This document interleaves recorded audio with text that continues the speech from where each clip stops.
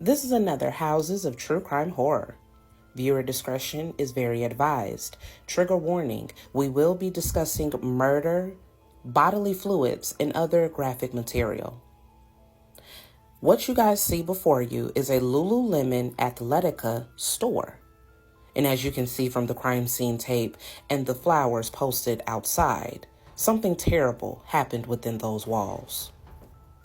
On March 11th, 2011, Brittany Norwood would viciously and coldly attack and murder her co-worker all over a pair of stolen yoga pants. Let me explain. On March 11th, 2011, Brittany Norwood would viciously attack and murder her co-worker over a pair of stolen yoga pants and according to some other items that may have been found in her bag. The two were supposed to close down the LuluLemon store and make it prepped for the next day. However, it did not go as planned. When Brittany Norwood was found by employees the next day, she claimed that two masked men had broken into the store as they were closing, raped them both, and then killed her co-worker, tying her up and leaving her as the only witness. Police were immediately suspicious, and it didn't take long, and along with forensic evidence, they were able to charge, try, and convict Brittany Norwood of first-degree murder. Brittany Norwood is currently serving a life sentence without parole in a Maryland Correctional Institute.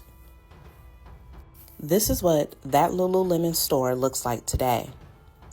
According to sources, LuluLemon closed that particular location due to what happened there, and also they made it a memorial for Brittany Norwood's co-worker.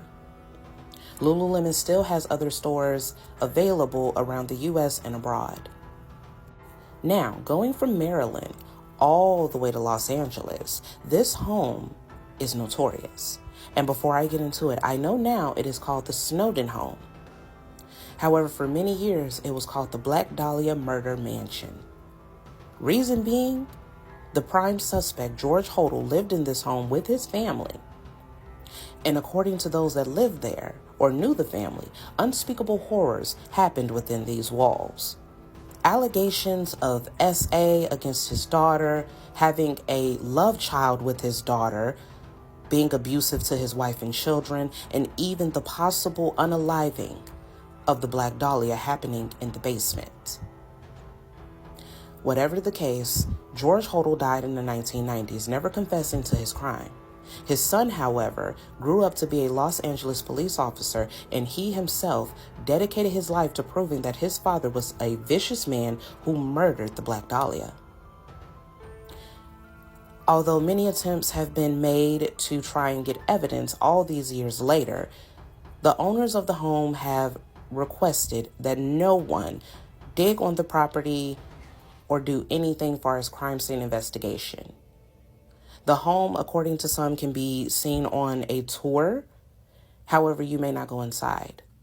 And to be honest, I'm not sure if I would really want to.